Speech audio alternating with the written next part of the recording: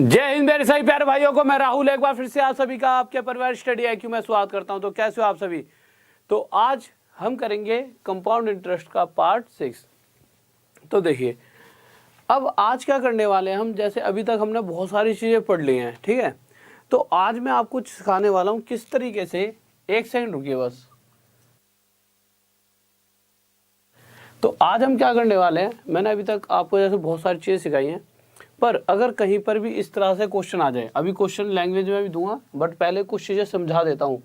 अगर क्वेश्चन आ जाए कहीं पर ऐसे कह दे कि भाई किसी व्यक्ति को 1000 रुपये उधार दिए और उससे जो ब्याज है वो कितना प्रतिशत हिस्सा ब्याज लिया जाएगा उस पर, ऐसे रख दिया जैसे 3% हिस्सा उस पर ब्याज लिया जाएगा, समय दे दिया 2 साल के लिए। तो क्वेश्चन में कभी कभी वो पूछ लेता है कि जो चक्रवृद्धि ब्याज मिलेगी और अगर साधारण ब्याज मिलती है इसी धन पर, तो उन दोनों के अंदर जो अंतर बनेगा उस अंतर को बताइए। कहने का मतलब ये है कि CI माइनस SI बताएं, ठीक है। इस तरह का अगर क्वेश्चन आता है तो हमने अभी तक एक इस वाले मेथड से करा था भाई, इस मेथड से क्वेश्चन करे थे CI SI निकालने के, ठीक है। बट एक कुछ और चीज़ बता रहा हूँ, ठीक है, उसको भी सीखेंगे। और साथ में 3 साल के लिए, जब भी हम 3 साल के लिए CI माइनस SI निकालते हैं, एक तरीका तो हमने सीखा हुआ है, एक तरीका और आज सीखेंगे कि किस तरीके से और निकाल सकते हैं। और फिर मैं आपको आज बताऊंगा कि जैसे बहुत से टीचर्स हैं, बहुत सारी चीज़ें पढ़ा रहे हैं, तो बहुत से टीचर CI और SI को मैंने जितने भी सबके मैंने दो, अगर टीचर का मतलब क्या है कि अगर मैं आपको पढ़ा रहा हूँ तो मैं और भी देखता हूँ कि कहाँ से क्या चीज़ें चल रही हैं, कि किसका क्या बेस्ट है, कि कोई चीज़ ऐसी तो नहीं है जो मुझसे छूट गई हो भाई। या फिर तो टीचर हर कोई अपने आप में कहीं ना कहीं कुछ ना कुछ बेहतर देता है। तो मैंने चीज़ें देखी हैं, तो कुछ ऐसे तरीके से कुछ चीज़ें पढ़ाई जा रही हैं कि वो वैसे तो ठीक है, बट यहाँ पर आगे जब 3 साल के लिए वो दिक्कत दे जाती है तो हम चेक करेंगे उनमें क्या दिक्कतें हैं, क्यों उन तरीकों से वह चीज़ें बहुत ज़्यादा लंबी पड़ जाती है और कौन सा 3 साल के लिए बेस्ट तरीका रहेगा। बेस्ट क्या है कि दो सारी चीज़ों में से, जैसे कि भाई 10 जगह से चीज़ें ढूंढी, उसमें से जो बेस्ट है वो आप तक पहुंच जाए, आपको खुद 10 जगह ना जाना पड़े, ठीक है, वही तो आपके लिए फ़ायदेमंद है। तो वो आज देखेंगे कि 3 साल में कहाँ पर क्या दिक्कत होती है। तो अभी आ जाते हैं एक बार इसके ऊपर कि अगर जब भी 2 साल का CI और SI का अंतर पूछा हो, तो अगर एक तो मेथड था 2 और 1 वाला, और एक मेथड देखिए, एक मेथड क्या होता है समझते हैं।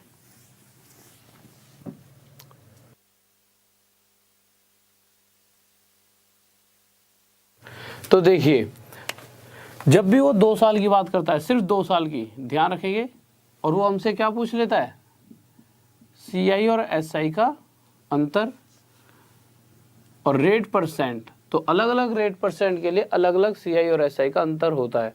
जैसे मैं कह दूं कि रेट चल रही है 2%, अगर टोटल 2% हिस्सा लिया वो तो टोटल ब्याज होगी, पर अगर अंतर उसी धन का अगर 2% के हिसाब से 2 साल के लिए CI और SI का अंतर क्या बनेगा, वो हमेशा बनेगा जितनी रेट होती है उसका स्क्वायर बटे में 100। तो 2 का स्क्वायर कितना हो जाएगा 4, और बटे में 100 मतलब अपॉन 100। और हमें ये पता है जब ये 2 जीरो लगे ना 100 के अंदर, अगर मैं यहाँ से हटा दूँ तो ये ऊपर जाकर 2 के आगे क्या लगा देंगे, पॉइंट। पर ऊपर तो सिर्फ एक ही अंक है ना यार, तो एक ही डिजिट है, तो 2 बनाने के लिए इसके आगे 0 लगा दे और ये हो जाए 0.04। तो बस मेरा कहने का ये मतलब है कि अगर 2% के हिसाब से ब्याज ली जाती है तो CI और SI का जो अंतर बनेगा हमेशा उसी पैसे का जो उधार दिया उसका अगर मैं इतना प्रतिशत हिस्सा 0.04% हिस्सा निकाल लूँ, वो हमेशा हमें अंतर आ जाएगा। तो हमें कोई भी चीज़ करने की ज़्यादा जरूरत नहीं पड़ेगी, डायरेक्ट हम उस पैसे का 0.04% निकाल लेंगे और हमारा CI और SI का अंतर आ जाएगा। तो अभी सारी चीज़ें बताता हूँ कितने पे क्या क्या होगा, फिर उसके बाद सीधा क्वेश्चन लेंगे तो चीज़ें जल्दी समझ पाओगे। जैसे मैं कह दूँ 3%, तो आप क्या करोगे, 3 का स्क्वायर 9, सीधा डायरेक्ट रख दो, 12 फॉर्मूला ही लगाना, बटे में 100, ये कितना हो जाए 0.09%। अब बार बार 9/100 रखने का फ़ायदा क्या है, सीधा हम ऐसे भी तो कर सकते हैं कि भाई जैसे 4 आया तो हमें पता है कि क्या होगा 4%, तो 4 4 जा 16 और 2 के आगे पॉइंट। मतलब अगर क्वेश्चन में इतनी रेट दे रखी है तो जो भी पैसा उधार दिया गया है उसका इतना प्रतिशत हिस्सा निकाल लो, CI और SI का अंतर आ जाएगा। इसी तरह रेट अगर 5% है तो CI और SI का अंतर 5 5 जो 25.25%। रेट अगर 6% है तो 0.36%। रेट अगर 7% है, सर देखना यहाँ तक दिख रहा है, ठीक है, तो CI और SI का अंतर तो आप कहोगे सर 7 7 जा 49.49%, ठीक है। इसी तरह से रेट अगर 8% दे रखी है तो 8 8 जा 64.64%, और रेट 9% है तो 0.81%, ठीक है। और उसके बाद अगर 10% की बात की जाए तो आप देखोगे कि 10 का स्क्वायर कितना होता है 100, और 100/100 कितना हो जाए 1%। तो ये हमारा कितना आ जाएगा 1%। इसके ऊपर अभी हाल फिलहाल में कुछ एग्जाम्स में जो TCS ने एग्जाम लिए उसमें इसका उसने बहुत ज़्यादा यूज़ करा है 1% वाले हिस्से का। अब हम देखते हैं इसका जब क्वेश्चन आएगा वहाँ पर इन चीज़ों का किस तरह से यूज़ करेंगे। तो 1-2 क्वेश्चन तो वैसे समझा देता हूँ, फिर क्वेश्चन ले लेंगे। तो देखते हैं कैसे क्वेश्चंस को सॉल्व करना है।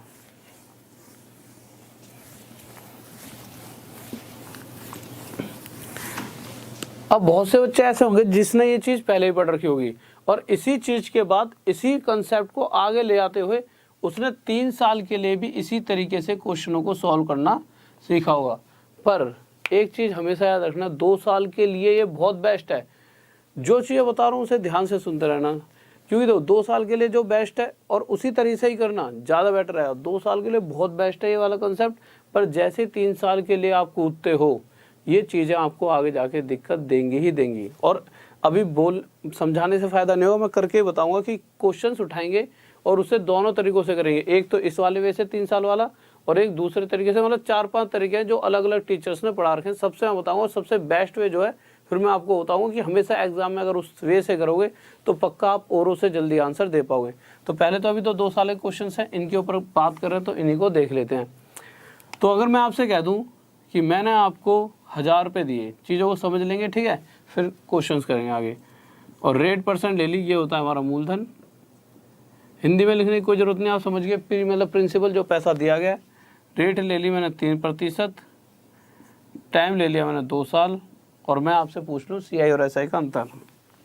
मैंने आपसे क्या पूछ लिया, CI और SI का अंतर, कंपाउंड इंटरेस्ट और सिंपल इंटरेस्ट का डिफरेंस बताइए।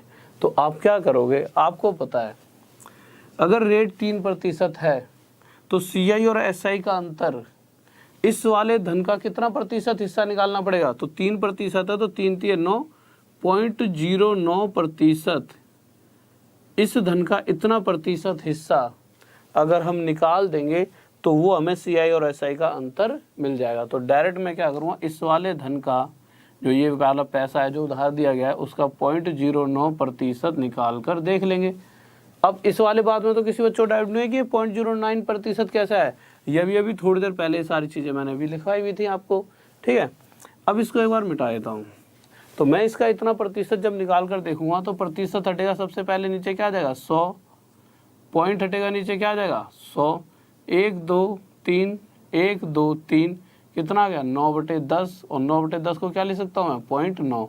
तो यहाँ से मैंने देखा CI और SI का अंदर कितना आ गया 0.9, कितने सेकंड में, विदिन सेकंड आ गया। इसी तरह से क्वेश्चन एक और ले लेते हैं जल्दी से इसी के ऊपर।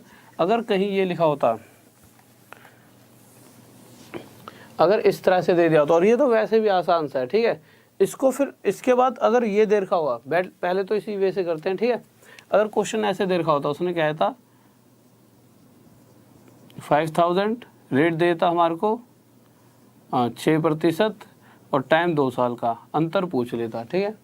तो आप क्या करते, 6 की जगह आप 4% ले लो, ठीक है, जल्दी जल्दी क्वेश्चन सॉल्व होंगे ना। 4%, तो आप क्या करते, आपको पता है CI और SI का अंतर क्या होगा, इसी धन का कितना प्रतिशत हिस्सा, इस वाली संख्या का स्क्वायर 16/100, मतलब 0.16%। कि अगर जो पैसा उधार दिया गया है उसका इतना प्रतिशत हिस्सा जो भी आएगा वो हमेशा हमें CI और SI का अंतर आता है, ठीक है। तो हम निकाल कर देख लेंगे इसका 0.16%। तो हमने देखा ये कितना आ गया, पॉइंट हटा, पहले प्रतिशत हटा दो, तो प्रतिशत हटाया नीचे क्या आ गया 100, पॉइंट हटाया नीचे क्या आ गया 100। ठीक है, अब जो कटता है काट देंगे। तो मैंने जब काटा तो 3 जीरो से 3 जीरो कट गए। आगे जब मैंने काटा तो ये 5 से कितने में जाएगा 2 पर, और ये 2 से कितने में जाएगा 8 पर। तो यहाँ से CI और SI का अंतर मेरा कितना आ चुका है 8। इस बात में किसी बच्चों को कोई दिक्कत नहीं होगी, कोई दिक्कत नहीं होनी चाहिए। ठीक है, अब अभी तक तो क्वेश्चन में सीधा सीधा ये पूछा गया है, पर अगर क्वेश्चन को ऐसे घुमा दे, किस तरह से घुमा दे क्वेश्चन, वो आपको ऐसे घुमा दे थोड़ा सा, कैसे, अगर वो क्वेश्चन के अंदर यही पूछ ले, अब ये दे ही नहीं रखा, हाँ रेट दे दे, क्या दे भाई रेट प्रतिशत है कितनी 6% है, और टाइम दे दे कितना आपको वही 2 साल, और कह दे CI और SI का अंतर है 72 रुपये, और कह दे कि ये वाला धन बताइए। अब मुझे नहीं पता कि भाई है कितना, तो मैंने कितना मान लिया इसे P, कि भाई कि P कोई पैसा होगा जो हमने दिया है। अगर मैं CI और SI का अंतर चाहता हूँ इस रेट के हिसाब से, तो मुझे पता है 6% का क्या बन जाएगा 6 6 36.36%। कहने का मतलब ये है कि ये जितना भी पैसा था जो हमने उधार दिया है किसी को, इस पैसे का, जैसे इसको मैंने क्या मान लिया था P, इस पैसे का इतना प्रतिशत हिस्सा अगर निकाला जाता तो मुझे CI और SI का अंतर मिल जाता।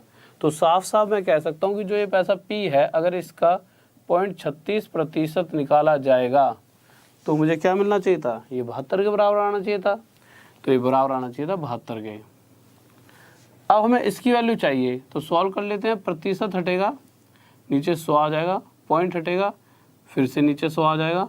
ठीक है, काटा पीटी करी, 36 से कितने में जाएगा 2 पर, और ये मूलधन हो गया हमारा 20,000 रुपये, और यह हमारा क्या आ गया आंसर। आप बात को समझ रहे हो, फिर से समझ सकते हो।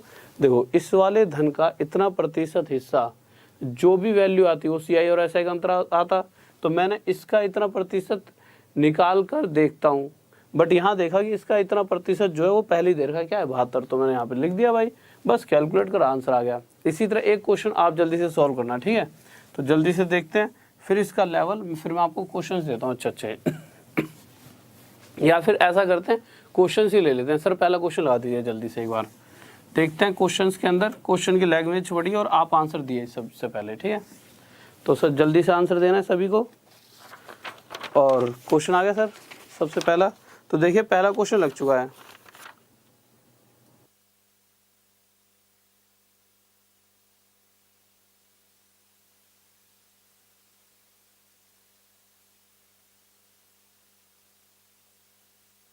तो ठीक है, देखिए क्वेश्चन के अंदर वो क्या कह रहा है, यार एक सेकंड रुकिए।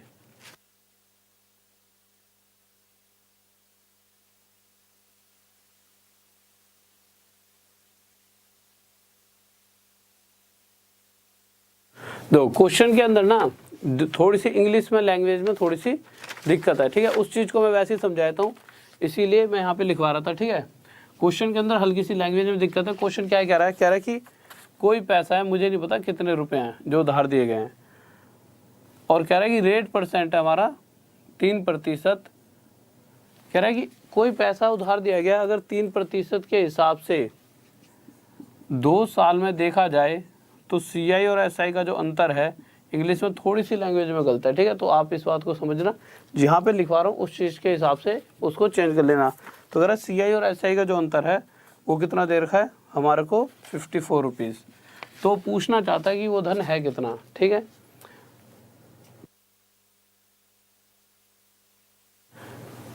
कुछ ये जो क्वेश्चन है सिर्फ आप हिंदी में देख लो, ठीक है। इंग्लिश में थोड़ी सी दिक्कत बन रही है। इंग्लिश वाले बच्चे यहाँ से समझ लेना कि कोई पैसा है इतने प्रतिशत की दर से 2 साल के लिए अगर दिया जाएगा, तो अगर अंत में देखा जाएगा तो CI और SI का अंतर 54 होगा। बट 3% के हिसाब से प्रतिशत में देखा जाए तो अंतर कितना होगा 0.09%। किसका 0.09%? जो पैसा उधार दिया जा रहा है वो हमें पता ही नहीं कितना है, तो मैं इसे क्या मान लेता हूँ P। तो मैं कह सकता हूँ इस P का, जो भी पैसा मैं उधार दे रहा हूँ, इसका अगर मैं 0.09% निकालूँ तो मुझे CI और SI का अंतर मिलेगा, जो कि क्वेश्चन ने खुद दे रखा है कितना आ रहा है 54। तो यहाँ पर मैंने बराबर रख दिया 54। ठीक है, अब जब मैं इसको काटा वाटा करूँगा उससे पहले तो प्रतिशत हटाऊँगा, प्रतिशत हटाऊँगा तो नीचे क्या आ जाएगा 100, और जब यहाँ से पॉइंट हटाऊँगा तो फिर से नीचे क्या आ जाएगा 100। अब होगा क्या, ये 9 से 6 पर चले आएगा और ये सब कुछ उधर चले आएगा, तो P की वैल्यू क्या आ जाएगी 1 2 3 4, तो 6 के आगे 1 2 3 4 जीरो लग जाएंगे और ये आंसर आ जाएगा कि ये वो पैसा जो हमने उधार दिया होगा। नेक्स्ट क्वेश्चन लगाइए सर जल्दी से। तो नेक्स्ट क्वेश्चन की तरफ चलते हैं। बहुत बढ़िया भाई, बेहतरीन बेहतरीन, शाबाश, गजब, बहुत बढ़िया, शाबाश, बेहतरीन। तो देखिए अगला क्वेश्चन क्या कह रहा है, जल्दी से देखते हैं। फिर 3 साल वालों पर चलेंगे कि 3 साल वाले में इस तरीके से क्या दिक्कत बनती है। तो जब अगले क्वेश्चन पर गए तो क्वेश्चन कह रहा है कि प्रिंसिपल बताना है, फिर से रेट दे रखी है 7% और टाइम दे रखा 2 साल, और CI और SI का अंतर हमें कितना दे रखा है 98 रुपीज़। मुझे पता है यार, अगर रेट 7% है, इसके हिसाब से CI और SI कितना प्रतिशत होना चाहिए इस धन का, तो CI और SI होना चाहिए 0.49%। किसका, जो पैसा उधार दिया गया है। अब जो पैसा जो उधार दिया मतलब प्रिंसिपल है, वो हमें पता ही नहीं है कितने रुपये उधार दिया, तो उसे हमने क्या मान लिया P, कि अगर इस प्रिंसिपल का इतना प्रतिशत हिस्सा निकाला जाए तो मुझे CI और SI का अंतर मिलेगा, जो कि है कितना 98। तो मैंने रख दिया भाई कि अगर ये धन होता, हमें नहीं पता ना अभी कितना है, पर अगर हमें पता होता और उसका मैं इतना प्रतिशत हिस्सा निकाल लेता तो मुझे पक्का पक्का वो कितना मिलना चाहिए था 98। ठीक है,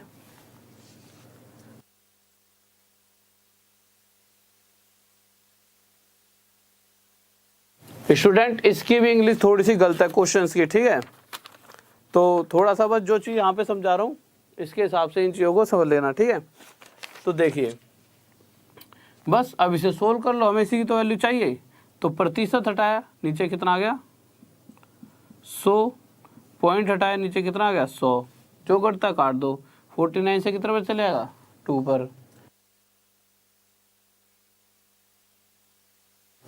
ठीक है, ये 2 पर चलेगा, तो P इक्वल टू कितना आ जाएगा 1 2 3 4, तो 2 के आगे 4 जीरो, ये हमारा आंसर आ जाएगा। ठीक है, अब नेक्स्ट क्वेश्चन पर चलते हैं। सर नेक्स्ट क्वेश्चन लगाइए।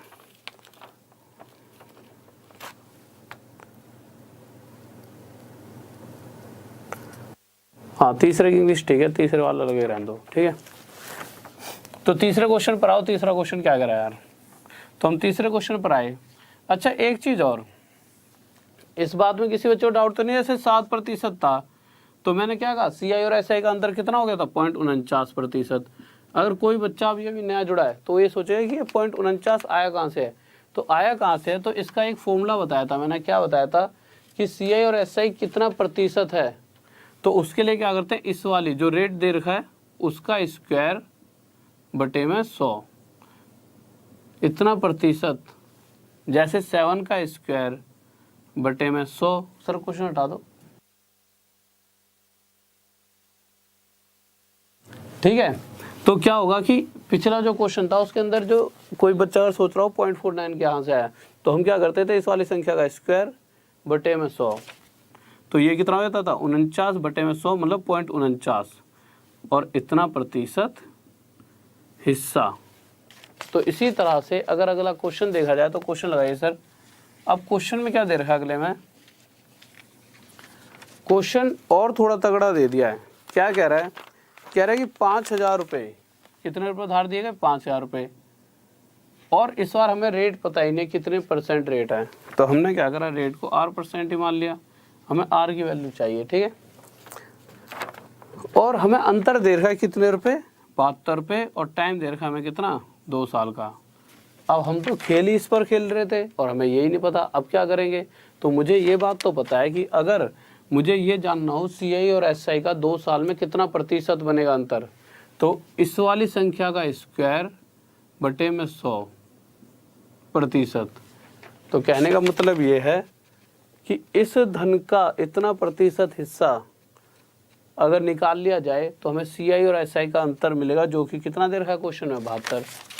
तो इस वाले धन का जो पैसा उधार दिया गया है वो कितना है 5,000 रुपये का R² बटे 100% जब निकाला जाएगा तो वो हमें कितना मिलना चाहिए था 72 रुपये। सर दिख रहा है, देखना वहाँ तक। ठीक है, अब इसे काट के देख लेते हैं। जब मैं काटूंगा तो पहले उससे पहले एक बार प्रतिशत हटा लेता हूँ, प्रतिशत की जगह नीचे 100 आ जाएगा। अब जब मैंने काटा तो 1 2 3 जीरो कट गए, 1 2 3। जब मैं 5 से आगे काटूंगा तो 5 से 2 पर जाएगा और ये 2 इधर जाके 72 के साथ मल्टीप्लाई हो जाएगा और आर का स्क्वायर बराबर कितना आ जाएगा 144। और यहाँ से आर की वैल्यू मेरे पास कितना आ जाएगी 12। तो यहाँ से मुझे पता लगा कि आर की जगह मैं 12 रखूँगा तो रेट कितनी चल रही है 12%।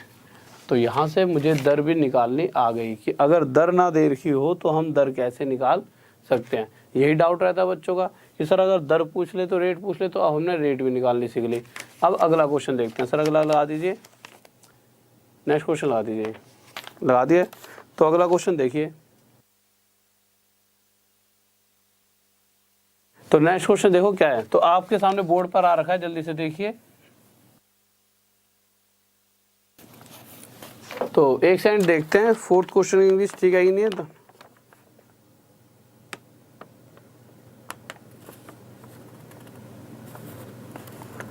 हाँ ठीक है, बस ये है कि लास्ट में जो you have find rate percent according to the annual interest rate accordingly, ये लिखा है ना। ठीक है, बस मैं एक छोटी सी लाइन लिख देंगे फाइंड रेट परसेंट, वैसे सही है। ठीक है, तो पूरा क्वेश्चन लगा दीजिए फोर्थ वाला। तो फोर्थ वाला क्वेश्चन देख लेते हैं क्या कह रहा है। तो क्वेश्चन ये कह रहा है कि इस बार जो पैसा उधार दिया गया वो कितने रुपए हैं 10,000 रुपये फर्स्ट टाइम। हाँ 10,000 रुपये दिए गए हैं और इस बार भी हमें रेट नहीं पता तो हम इसे रेट परसेंट ही मान लेते हैं। टाइम वही 2 साल और CI और SI का जो अंतर दे रखा है वो हमारे को कितना दे रखा है, वो हमारे को दे रखा है 25 रुपये।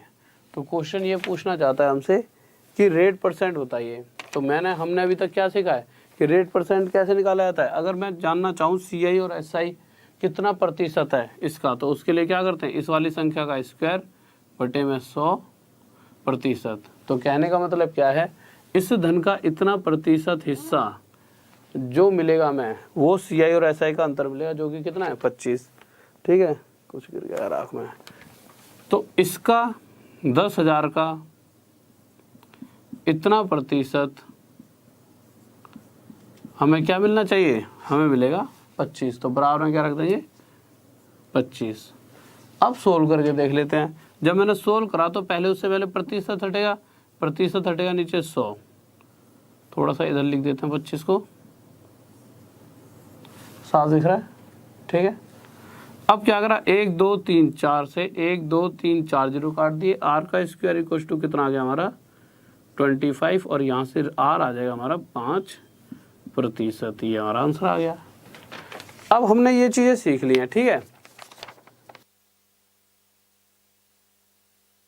तो अब हमने ये चीज सीख ली हैं, पर 3 साल के लिए अगर इसी चीज का यूज किया जाए, जैसे एक क्वेश्चन दे रखा है, जो क्वेश्चन मैंने आपको कल वाली क्लास में ही बता रखा था, बट अब मैं आपको बताऊंगा कि कैसे कैसे 3-4 फॉर्मूले होते हैं जिनसे हम इन चीज़ों को कर सकते हैं। ठीक है, बट वो फॉर्मूले यहाँ कर दिक्कत देते हैं।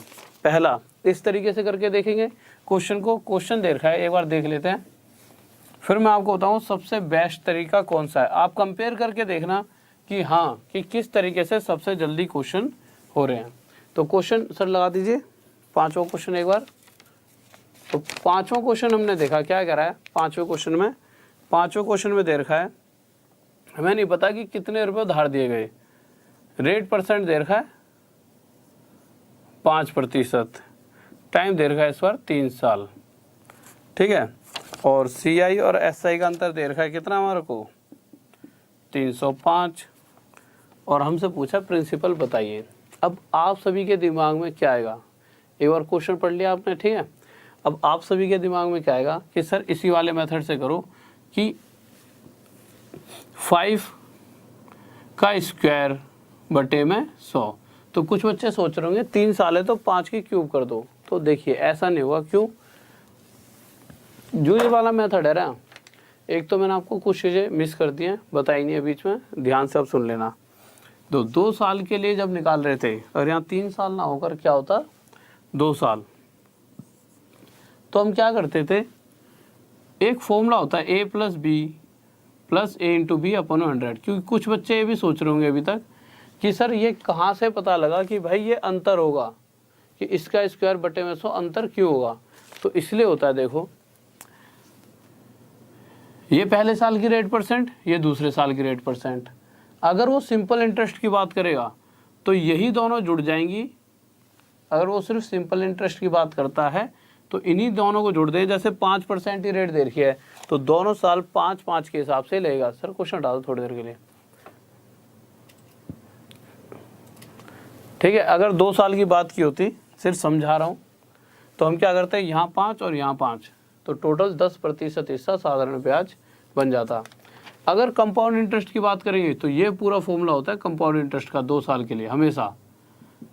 चाहे कहीं पर भी अगर आपको कभी दिल कर गया, कुछ आपको नहीं समझ आ रहा कैसे निकालना है कंपाउंड इंटरेस्ट, तो ये फॉर्मूला रख देना a+b+a/b/100, तो हमेशा आपका कंपाउंड इंटरेस्ट आ जाएगा। चाहे रेट एक दे रखी हो तो भाई ए भी 5 हो जाएगी, बी भी 5, चाहे रेट अलग अलग दे रखी हो। अब होता क्या है, आप देखोगे कि ये वाला हिस्सा मैंने क्या कहा है, सिंपल इंटरेस्ट है, और ये पूरा क्या कह दिया मैंने, कंपाउंड इंटरेस्ट है।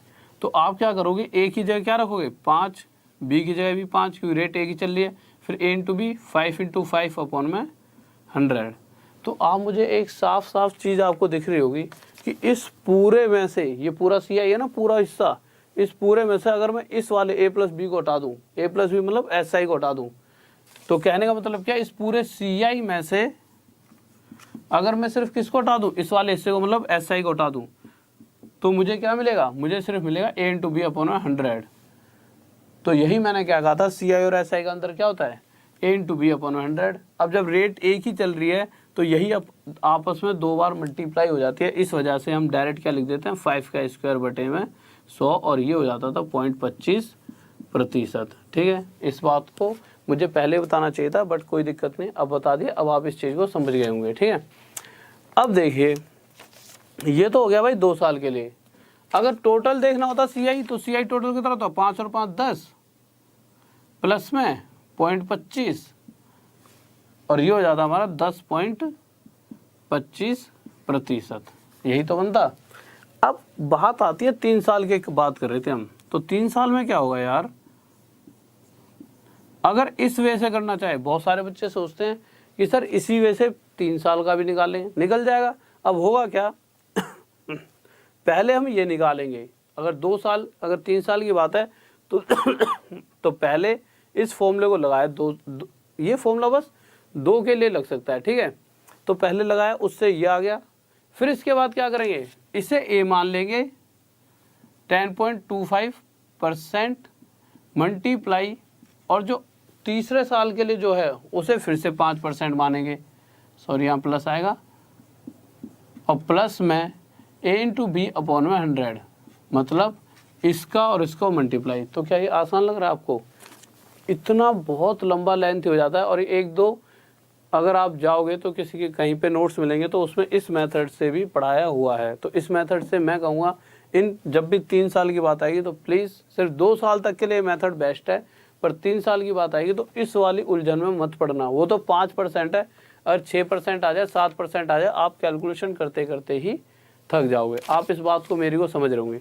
तो इस मेथड को तो मैंने कर दिया कैंसिल, और आप भी इस मेथड से हर क्वेश्चन को नहीं निकालना। अब आ जाता है नेक्स्ट मेथड। नेक्स्ट मेथड कौन सा होता है, एक बार मिटा देते हैं, ठीक है, इंक वगैरह है।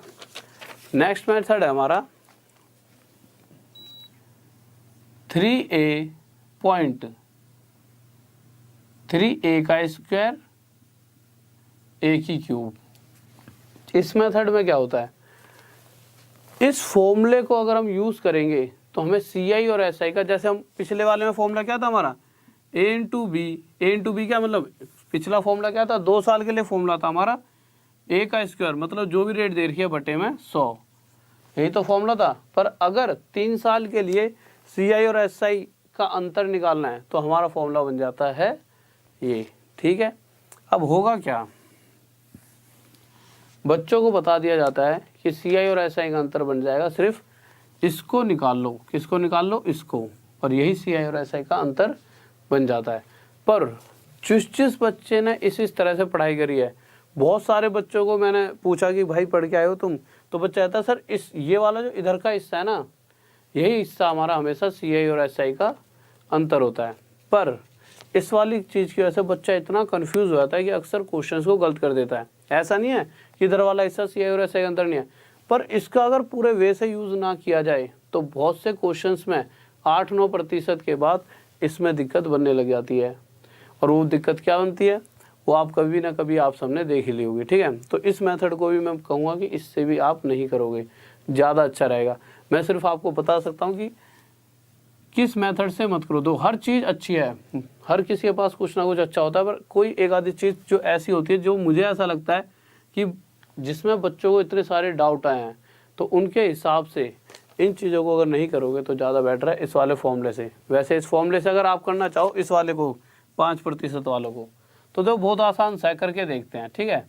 बट फिर भी ये क्वेश्चन बहुत लेंथी पड़ जाएगा। ये तो बहुत आसान रेट ले रखिए 5%, तब भी देखना कितना लेंथी पड़ेगा।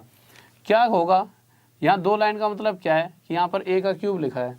अब a का क्यूब मतलब a मतलब 5 का क्यूब पीछे से लेना हमेशा 125, तो हमेशा 125 है ना, तो यहाँ पर सिर्फ 2 नंबर ले सकते हैं। एक क्या होगा, एक को यहाँ पे ऊपर लिख लेंगे। फिर ये क्या a मतलब 5 का स्क्वायर 25 3 75, फिर यहाँ पे 2 लिख दिए, ये यूँ लिख दिया। a मतलब 5 3 15। अब क्या होगा, ये 5 आ जाएगा, ये 2 आ जाएगा, ये 6 आ जाएगा, ये 7 आ जाएगा, 0.15।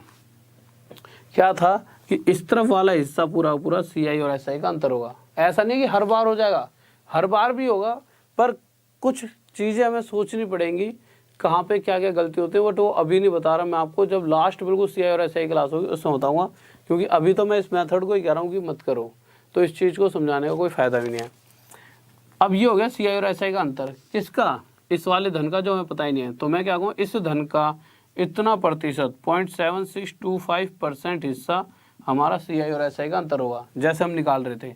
और अंतर दे कितना रखा है 305। तो आपको लग रहा है कैलकुलेशन आसान है, कितना टाइम लग जाएगा, तो इस तरीके से भी नहीं करना। अब आपको सर करना किस तरीके से, ये अगर 3 साल का 4 साल का कोई क्वेश्चन आता है तो जो कल क्वेश्चंस कराए थे जिस तरीके से 3 साल वाले, सर क्वेश्चन लगा देना एक बार, या फिर क्वेश्चन तो देखो आपके सामने है ही, एक बार और पढ़ लो।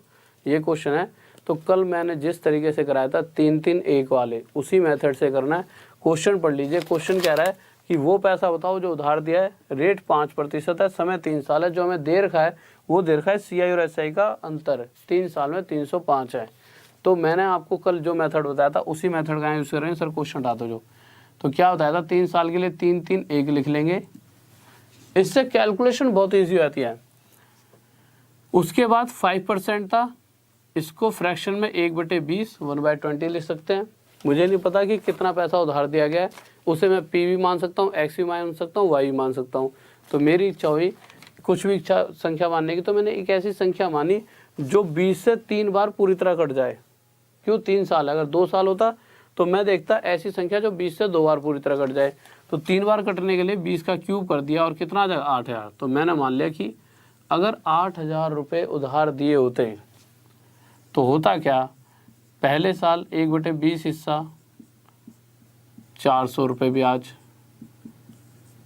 फिर अगली बार क्या होता 400 का 1/20 कितना हो जाता 20, और फिर इस 20 का 1/20 कितना आ जाता 1।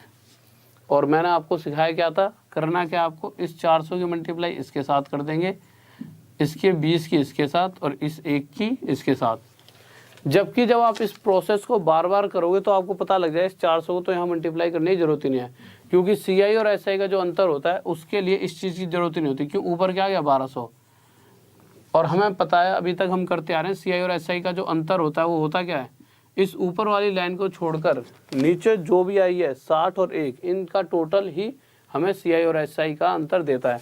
तो CI और SI का अंतर इसके हिसाब से कितना 61।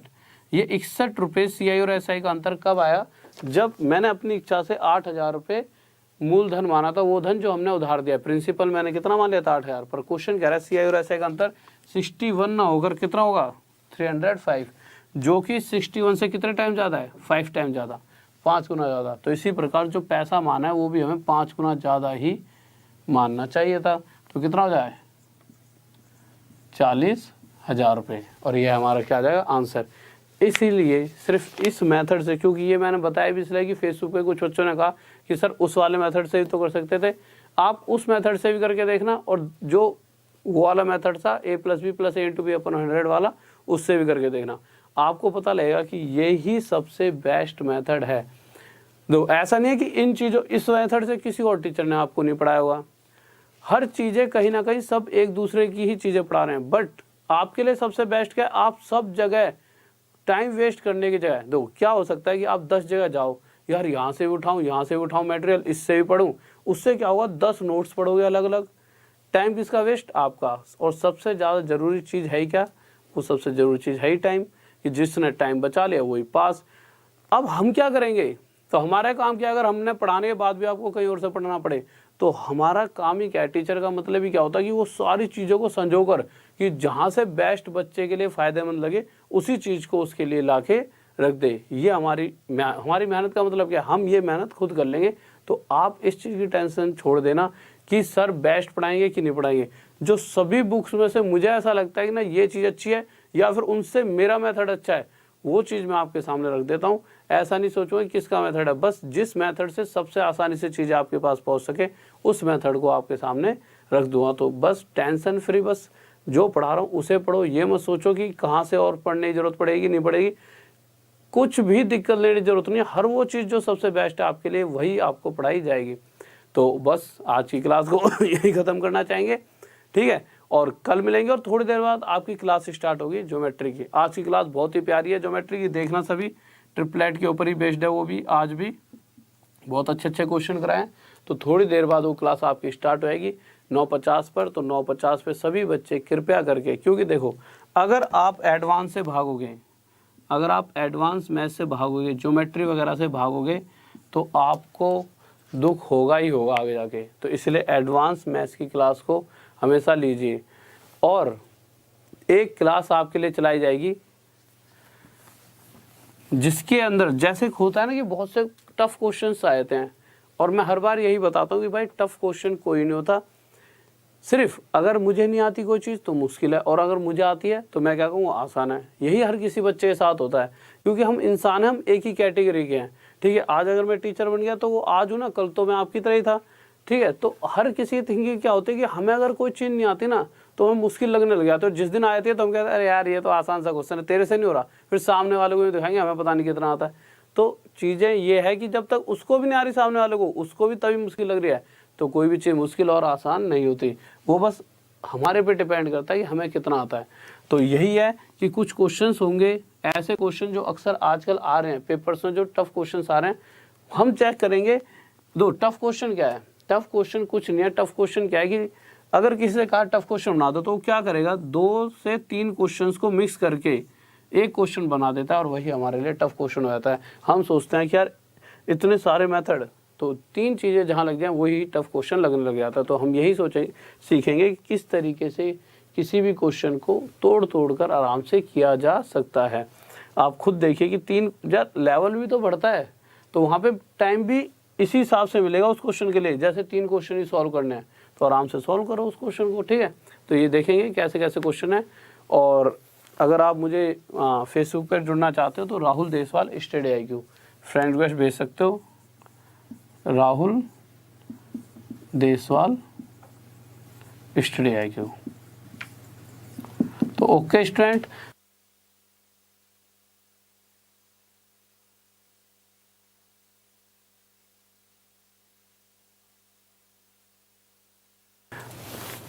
तो देखिए स्टूडेंट्स, तो ओके, तो ठीक है। क्या करेंगे, तो आप जितने भी विद्यार्थी हैं, ज़्यादा से ज़्यादा स्टूडेंट्स इस वीडियो को लाइक करें और शेयर करें, ज़्यादा से ज़्यादा दोस्तों तक पहुंचाएं और सब्सक्राइब करें चैनल को, ठीक है। तो फिर मिलते हैं कल। जय हिंद, जय भारत।